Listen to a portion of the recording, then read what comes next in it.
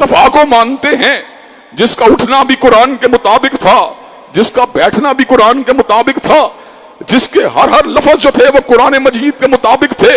और अल्लाह ने खुद ऐलान फरमा दिया, वंज़लना इलैका ज़िक्र लितुबय्यिना लिन्नासि मा नुज़्ज़िला इलैहिम, हमने आपके ऊपर इसलिए कुरान को उतारा कि इसकी शरह मतीन जो है वो आपके लबों के साथ, आपके अल्फाज के साथ और आपके तर्ज अमल और आपकी जिंदगी के साथ जुड़ी हुई है। यही वजह है कि हम ये बात समझते हैं, जब नसर निगार कुछ लिखता है वो नसर बनती है, जब अदीब कुछ लिखता है वो अदब बनता है, जब इदारिया नवीस लिखता है इदारिया बनता है, जब कालम नगार लिखता है वो कालम बनता है। लेकिन हजरत रसूलुल्लाह आप किस मुकाम में बुलंद पे फाइज हैं कि पंजाबी के किसी शायर ने बड़े खूबसूरत अल्फाज कहे, हर लफ्ज शरीयत बनिया जदों नबी ने जुबान हिलाई।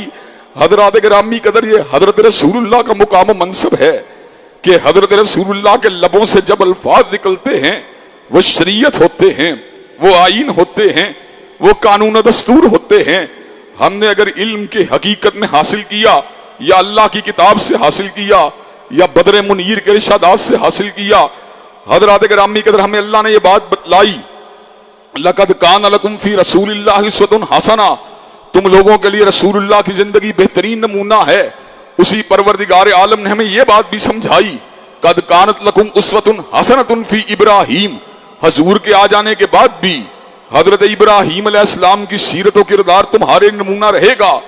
अल्लाह हजरत इब्राहीम का किरदार फिर भी नमूना है। क्यों नमूना है? कहा मिल्लता अबीकुम इब्राहीम, इसलिए कि वो तुम्हारे रूहानी बाबा हैं।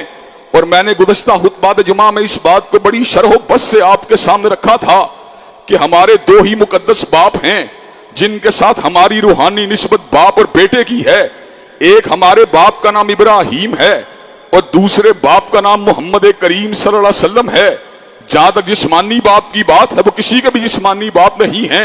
मा काना मुहम्मदुन अबा अहदिम मिर रिजालिकुम वलाकिन रसूलुल्लाहि व खातमुन नबिय्यीन, अल्लाह ने उनके सर पे ताजे इमामत और नबूवत को रख दिया, उनको किसी मर्द का बाप नहीं बनाया।